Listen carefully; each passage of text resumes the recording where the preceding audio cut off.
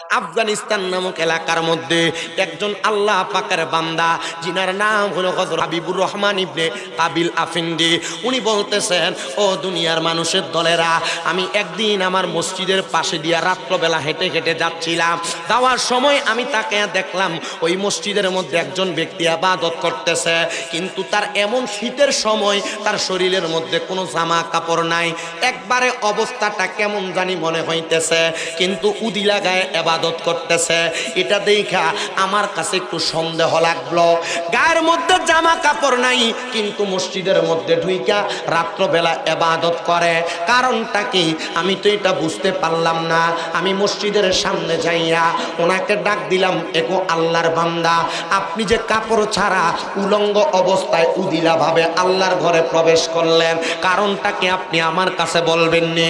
উনি বলেন, এটার কোনো কারণ নাই, আমি তো আল্লাহর বান্দা, আমার গায়ের মধ্যে কোনো জামা কাপড় নাই, কিন্তু জামা কাপড় যে নাই তুমি শুধু দেখছো, আর কেউ আমারে দেখে নাই। বলে, কেউ দেখে নাই কথা সত্য, কিন্তু আমার আল্লাহ তো আপনারে দেখছে, আপনার জামা কাপড়গুলা কোথায়? তিনি বলেন, আমি নামাজ পড়ার জন্য রাস্তা দিয়ে আমার এলাকা থেকে এই মসজিদের মধ্যে আসতেছিলাম, মাঝখানের এলাকার মধ্যে ডাকাত পড়েছে, চোর পড়েছে, পড়ার কারণে মানুষ ওই চোরটাকে খুঁজা পায় নাই। আমার রাস্তার মধ্যে পাইয়া মানুষ আমাকে আঘাত করেছে, আমারে প্রহার করেছে, আমার শরীরের জামা কাপড়গুলা তারা ছিঁড়া ছিঁড়া নিয়ে গেছে। এজন্য আমি আল্লাহর ঘরে জামা কাপড় ছাড়া আসছি, কিন্তু আমি জানি সতর ঢাকা ছাড়া, কাপড় পরা ছাড়া আমার আল্লাহ তাআলার কাছে আসা উত্তম না, আমার আল্লাহ তাআলার কাছে আসা যায় না। কিন্তু আমি এবার আমার মনে একটা আয়াত স্মরণ হয়েছে। কি স্মরণ হয়েছে? আয়াত স্মরণ হয়েছে। আমার আল্লাহ না বলছে, লা ইউকাল্লিফুল্লাহু নাফসান ইল্লা উসআহা। আমার আল্লাহ তাআলা কারো সাধ্যের বাহিরে কোনো কিছু চাপায়া দেয় না। আমি ওই মানুষগুলার কাছে বেয়াজ্জতি হওয়ার যোগ্য, এই জন্য আল্লাহ আমারে বেয়াজ্জতি করাইছে। আমি এই মানুষগুলার কাছে আমার জামা কাপড়গুলা দিয়া দেওয়ার যোগ্য, এই জন্য মানুষগুলা আমার জামা কাপড়গুলা ছিঁড়া নিছে। আর তোমার কাছে আমি ধরা খাওয়ার যোগ্য, আমি উলঙ্গ অবস্থায় মসজিদে আসছি, এটার জন্য আমি যোগ্য। এই জন্য আমার আল্লাহ তাআলা আমারে এমনভাবে মসজিদে আনাইছে। এবার আল্লাহর বান্দা কয়, আমি কোন পাগলের ধান্দার মধ্যে পড়লাম? উনি তো দেখতেছি মাওলার প্রেমে পাগল হইয়া উনি আর দুনিয়ার মানুষের মতো সাধারণ কথা বলে না, উনি তো হাকিকি লেভেলের কথা বলে, মানে গোপনীয় গোপনীয় কথা বলে। আমি বললাম, বাবা এইভাবে ইবাদত করবেন আর আমার কাছে পছন্দ হবে না। আপনার কাছে আমার আবদার, আমি আপনাকে কিছু জামা কাপড় প্রদান করব, আপনি জামা কাপড়গুলা পইরা আমার আল্লাহ তাআলার ইবাদত করবেন। উনি কই, এটাও আমার আল্লাহর খেলা, কারণ আল্লাহ তাআলার লীলা খেলা কেউ বুঝতে পারে না। আপনি আমার জামা কাপড় দিবেন, রাস্তায় মানুষ আমার জামা কাপড় ছিঁড়া নিয়ে গেছে, আর আল্লাহ আপনারে দিয়ে আমার একটা জামা কাপড় দিব, এটাও আমার আল্লাহ খেলছেন, আমার আল্লাহ তাআলা আপনারে দিয়া করাইছেন, দেন আপনি আমারে জামা কাপড় দেন। আল্লাহর বান্দাটা জামা কাপড়টা পইরা এবার গভীর রজনীতে ইবাদত করতেছে। ওই ইবাদত অন্য কোনো ইবাদত না, ওই ইবাদতের নাম হলো তাহাজ্জুদের নামাজ। এ মুসলমানেরা, এ ইমানদারের দলেরা, এ বলশীত এলাকার পর্দার অন্তরালের আমার মা বোনেরা, তোমার ঘরে বুঝি বরকত নাই গো, বরকত নাই। তোমার ঘর থেকে যদি রোগ বালা মুসিবত না ছাড়ে, তোমার ঘরে যদি জামাইর ইনকামের মধ্যে বরকত না হয়, আমি বলবো রে, স্বামী স্ত্রী দুইজন মিলা তাহাজ্জুদের নামাজ পড়ো। কারণ আমার আল্লাহ আমার নবীরে বলছে, ওয়ামিন আল্লাইলি ফাতাহাজ্জাত বিহি নাফিলাতান লাকা আসা আইয়া বাআসাকা রাব্বুকা মাকামাম মাহমুদা। আল্লাহ নবীরে কয়, আপনি রাতের কিছু অংশে তাহাজ্জুদের নামাজ পড়েন, অতি সত্বর আপনাকে মাকামে মাহমুদ, প্রশংসার জায়গা দান করা হবে। এই আয়াত যখন আমার নবীর উপরে নাজিল হয়, আমার নবী সারা রাত্র দাঁড়ায়া দাঁড়ায়া 2 রাকাত নামাজ পড়ছে রে। 2 রাকাত নামাজ পইরা আমার নবী আল্লাহর কাছে কান্দে। মা আয়েশা সিদ্দিকা কয়, জগতের মানুষ, মানুষ, আমি দেখলাম আমার নবীর রুকু বড় লম্বা, আমার নবীর সেজদা বড় লম্বা। আমি নবীর রুকু সেজদা লম্বা দেইখা নবী যখন নামাজ শেষ করছে, ফজরের আগ ওয়াক্তে হয়ে গেছে, আমি আমার নবীরে বললাম, ইয়া রাসূলুল্লাহ, আপনারা তো কোনোদিন এত লম্বা সেজদা দিতে দেখি নাই, আপনারা তো কোনোদিন এত লম্বা রুকু দিতে দেখি নাই। আজকে দি দেখি আপনি নবী লম্বা রুকু দিলেন, আজকে দি দেখি আপনি নবী লম্বা সেজদা দিলেন। আমার নবী ডাক দিয়া কয়, আয়েশা রে, ও আয়েশা শুনো, আমি নবী কেন লম্বা রুকু সেজদা দিছি? আমার আল্লাহ তাআলা আয়াত নাযিল করছে, আমি নবী যদি তাহাজ্জুদ পড়ি, আমি নবী যা চাইমো আল্লাহ তাআলা মাকামে মাহমুদ প্রশংসার জায়গা আমি নবীরে দিব। তুমি তো জানো আমি নবী উম্মতের পাগল, আমি জানি আমি নবী দুনিয়া থেকে যাওয়ার পরে আমার উম্মতেরা আমি নবীর দেখা দেখা তারাও তাহাজ্জুদের নামাজ পড়বে। আমি আমার আল্লাহর কাছে কান্দি, আমার আল্লাহ আমার উম্মত যদি তাহাজ্জুদের নামাজ পড়ে আমার উম্মতের কি দান করবে। নবী গো, ও দয়াল নবী গো, আপনি কেন উম্মতের তো পাগল? ও সুন্নি মুসলমানেরা, আমরা সুন্নিরারে মানুষ মাঝে মাঝে দেখবেন কয় আমরা সুন্নিরা নাকি শুধু নবী নবী করি। আরে কেন আমরা নবী নবী করতাম না? কারণ আমার নবী তো উম্মত উম্মত কইরা গেছে। ওরে বেলায়াতের মুর্শিদ হইয়া আসিলেন দিনের নবী, ওরে মুর্শিদকে না পাইলে কি আর রাসূল পাবিনি? বলেন মুর্শিদকে না পাইলে কি আর রাসূল পাবি? ওই আমার মুসলমান, আমার নবী কয়, আয়েশা আমি নবী কেন কান্দি জানো? আমি নবী কান্দি আমার আল্লাহ যেন আমার উম্মতে মুহাম্মদী গুলারে এই তাহাজ্জুদ নামাজ পড়লে কিছু দেয়। আম্মা জান আয়েশা কয়, নবী গো, ও দয়ার নবীজি, আমার আল্লাহ তো আপনি নবীরে ফিরিয়ে দিত না, কারণ আপনি নবীর একটা উপাধি হইল মুস্তাজাবাতুদ দাওয়াত। আপনি নবী কোন দোয়া করলে আল্লাহ তাআলা দোয়া কবুল করে গো। ও মায়ার নবী, ও দয়ার নবী, রাহমাতুল লিল আলামিন নবী, আমার আল্লাহ কি বলছে? আমার নবী কয়, আয়েশা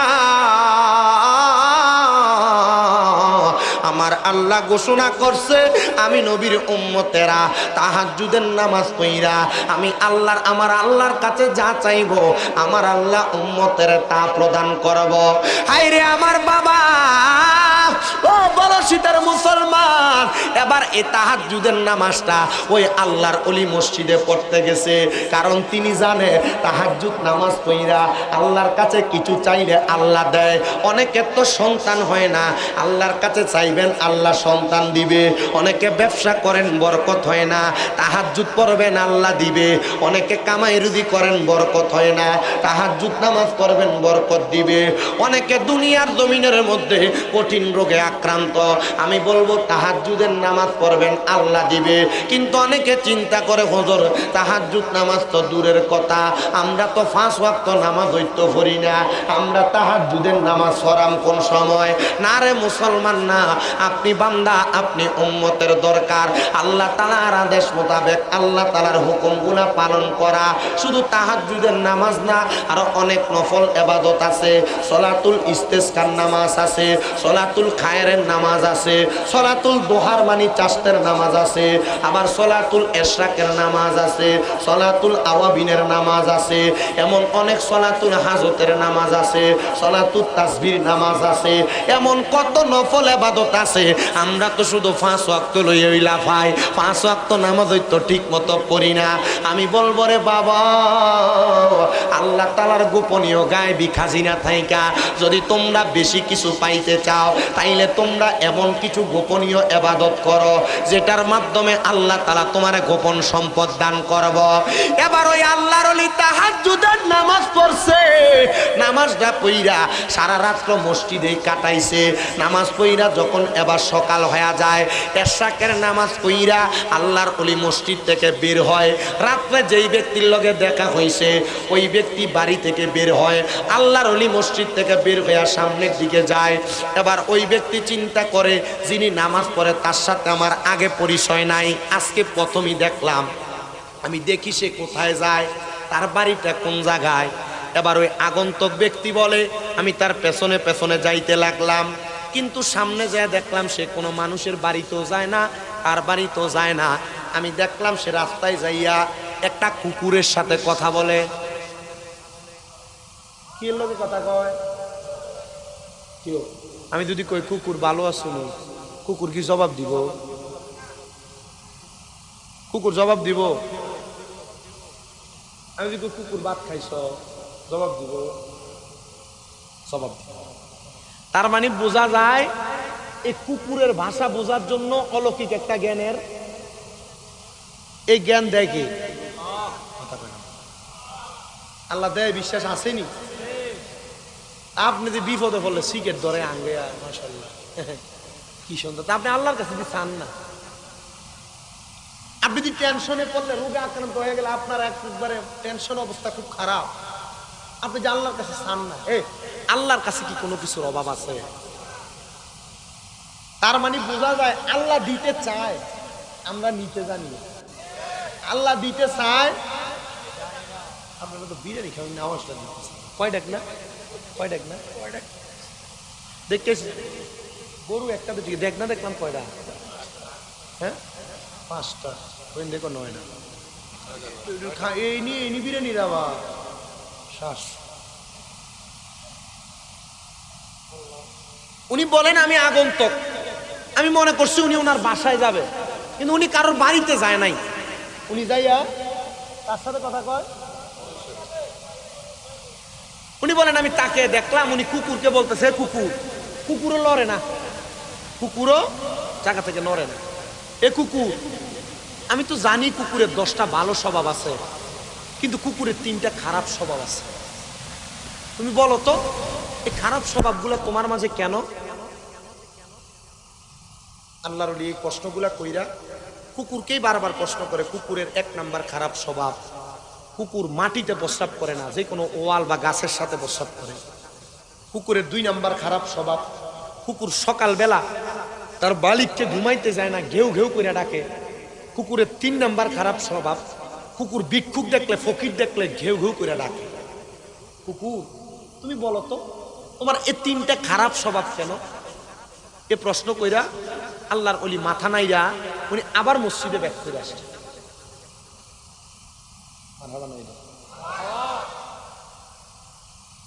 ওই আগন্তুক ব্যক্তিটা বলে আমি ওনার পেছনে পেছনে মসজিদে প্রবেশ করলাম। প্রবেশ করার পর ওনারে জিজ্ঞাসা করলাম, এ বাবা, এ হুজুর, আপনার কাছে আমি জানতে চাই, আপনি যে কুকুরটার সাথে কথা বললেন, হুজুর কুকুর তো কথা বলতে পারে না, কিন্তু আপনি কুকুররে 3টা প্রশ্ন করলেন। তবে আমি আপনাদের কাছে আগে কয়েকটা কথা বলি। আপনারা বলেন আল্লাহর ওলিরা দুনিয়াতে যে কর্মকাণ্ডগুলা করে, এই কর্মতে আল্লাহ খুশি হয় বিদায় তাদেরকে আল্লাহর বন্ধু বানায়। কথা কন্যা ঠিক কিনা? সবাই আল্লাহর বন্ধু, সবাই আল্লাহর বান্দা, কিন্তু সবাই আল্লাহর বন্ধু না। আল্লাহর বন্ধু হওয়ার জন্য কিছু পার্সোনাল যোগ্যতা লাগে। আমরা তো কত পীর মাশায়েখের কাছে যাই, কত অলির কাছে যাই, কিন্তু নিজে অলি হওয়ার জন্য চেষ্টা করি না। আমি তো বুঝতেছি না আপনারা কেন এমন করতেছেন। কেন এটা এটা আপনি এমন করতেছেন কেন? আর যে যার যার জায়গায় দাঁড়ায় থাকে, কেউ বসতে বলার দরকার নেই, দাঁড়াতে বলার দরকার নেই। এই এলোমেলোর কারণে মানুষ জাগিয়ে থাক, যার মন চাইবে বসবো নাকি দাঁড়ায় দাঁড়ায় বসবেন, ঠিক আছে না ভাই? তখন যদি আমি বসেন এই ঠিক করতে করতে আমার সময় শেষ। সবাই আল্লাহর বান্দা, কিন্তু সবাই আল্লাহর বন্ধু না। বন্ধু হওয়ার জন্য পার্সোনাল কিছু ইবাদত আছে, কথা কোন না ঠিক কিনা? এ বন্ধু আমার, আল্লাহ তাআলা হাদিসে মুবারাকার মাধ্যমে আমার নবীর দিয়া জানায়া দেয়, এ জগতের বান্দার দলেরা মনে রাখবা, দুনিয়ার জমিনের মধ্যে আল্লাহর কোন বান্দা যখন আল্লাহ তাআলার ইবাদত করে, ওই ইবাদত হইল 5 ওয়াক্ত নামাজ, ওই ইবাদত হইল রোজা, ওই ইবাদত হইল হজ, ওই ইবাদত হইল যাকাত, ওই ইবাদত হলো দান এবং সদকা। কিন্তু আমার নবী ডাক দিয়ে কই, উম্মত, ও উম্মতের দলেরা, যখন আল্লাহর কোন বান্দা 5 ওয়াক্ত নামাজের পাশাপাশি একটু বাড়তি ইবাদত করে, তখন ওই বান্দাটা বাড়তি ইবাদতের কারণে আর বান্দা থাকে না। আমার আল্লাহ তাআলা বান্দাটারে বান্দা থাইকা আল্লাহর বন্ধু বানায়া দেয়। কেমন করে গো, কেমন করে আল্লাহ তাআলার বন্ধু বানায়া নেই? একটু মনোযোগ দিয়া শোনেন। তিরমিজি শরীফের একটা হাদিস শরীফ আমি পড়তে যেয়ে দেখলাম, আমার নবী কই, উম্মত, ও আমি নবীর উম্মতের দলেরা, যখন আমার বান্দারা আমার উম্মতেরা 5 ওয়াক্ত নামাজ পড়া কিছু বাড়তি নফল ইবাদত করে, দুনিয়ার জমিনের মধ্যে কোনো মানুষ যদি কোনো মানুষের কাছে কর্মী খাটার কারণে ওই মানুষটাকে বাড়তি কিছু বেতন দেওয়া হয়, বাড়তি ওভারটাইম ডিউটির জন্য। বান্দা যখন তার মৌলিক যে ইবাদতগুলা করার দরকার, এই মৌলিক ইবাদতের বাহিরে বাড়তি কিছু নফল ইবাদত করে, তখন বান্দা আমার আল্লাহ তাআলার বন্ধুতে রূপান্তরিত হয়। এ মুমিন মুসলমানের দলেরা, এ নবীর উম্মতের দলেরা, এবার যখন বান্দা আল্লাহর বন্ধুতে রূপান্তরিত হয়ে যায়, সাহাবায়ে কেরাম ডাক দিয়া কই, ইয়া রাসূলুল্লাহ, নবী গো, ও দয়ার নবীজি, আপনার কাছে জানতে চাই, আপনি বলেন না, বান্দা থেকে যখন বন্ধু হয়ে যায় তো বান্দাটার লাভটা কি হয়? এবার আমার নবী কয়, উম্মত, আমার আল্লাহ তাআলার ঘোষণা, যখন বান্দা তার জবান দিয়া কোনো কথা বলে, ওই জবান আর বান্দার জবান থাকে না, ওই জবান আমার আল্লাহর কুদরতি জবান হয়ে যায়। ওই আল্লাহর বন্ধু যখন তার হাত দিয়ে কোনো কর্ম করে, ওই হাতটা তখন আর তার হাত থাকে না, ওই হাতটা আমার আল্লাহর কুদরতের হাত হয়ে যায়। ওই বান্দা যখন দুনিয়াতে তার মুখ দিয়া তার পা দিয়া কোনো কাজ করে, ওই পাওটা তার পাও থাকে না, ওই পাটা আমার আল্লাহ তাআলার কুদরতি পাও হয়ে যায়। হে আমার বাবা, হে আমার বলশীদের যুবক ভাইয়েরা, তাইলে চিন্তা করেন, আল্লাহর বান্দাও থাকা যায়, আল্লাহর বন্ধুও থাকা যায়।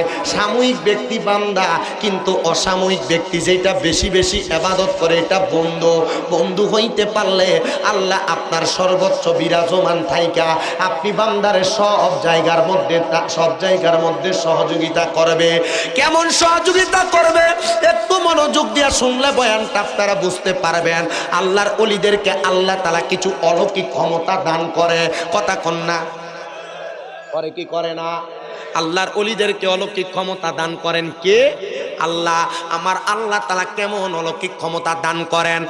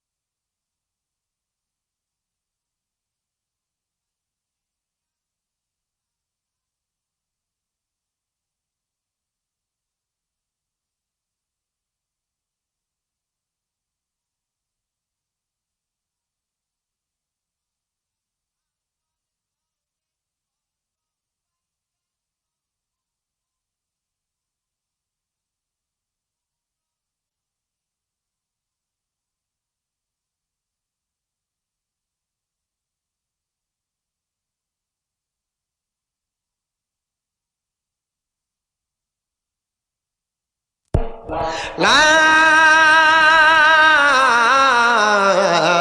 ইলাহা ইল্লাল্লাহু মুহাম্মাদুর রাসূলুল্লাহ সাল্লাল্লাহু আলাইহি ওয়াসাল্লাম। আল্লাহুম্মা আমিন, আল্লাহুম্মা আমিন। আলহামদুলিল্লাহি রাব্বিল আলামিন। আসসালাতু ওয়াসসালামু আলা রাসূলিহিল কারীম।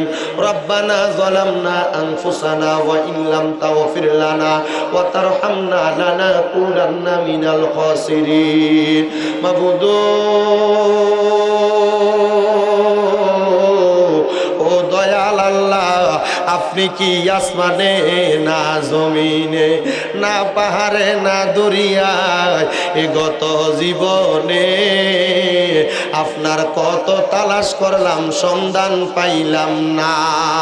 আল্লাহ, বহু সন্ধানের পরে এই বলশীদ উত্তরপাড়া যুব সমাজের উদ্যোগে আল্লাহ মিয়াজি বাড়ি বাইতুল আমান জামে মসজিদ সংলগ্ন হযরত খান সাহেবের মাজার প্রাঙ্গণে এই এলাকার আলেম সমাজ, তলেবুল এলেমরা সহ দাড়ি পাকা মুরব্বী বাবারা, যুবক নওজোয়ান ভাইয়েরা, ছোট্ট ছোট্ট মাসুম বাচ্চারা, পর্দার অন্তরালের আমার কত মা বোনেরা, আপনি আল্লাহর শাহিন শাহী পাক দরবারে গুনাহগার কাঙ্গালের বেশে মাপ পাওয়ার আশায় দুইখানা হাত বাড়াইছে। আল্লাহ, যার হাতটা তোমার কাছে মায়া লাগে, পছন্দ হয়, ওই হাতের উসিলায় আমরা প্রত্যেকের জীবনের গুনাহ তুমি আল্লাহ ক্ষমা কইরা দাও।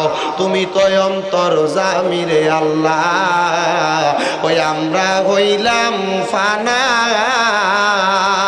আমরা সুখে কিনা দুঃখে ডাকি গো আল্লাহ, তুমি যাই না কি জানো না রে আল্লাহ। পর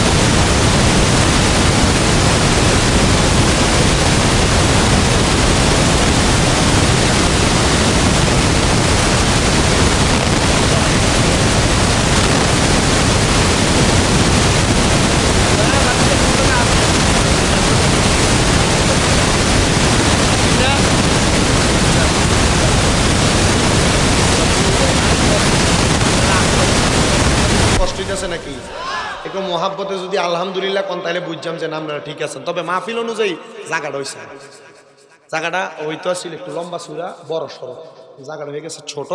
আপনারা একটু এলোমেলো বসতে পারতেছেন না ঠিক মতো।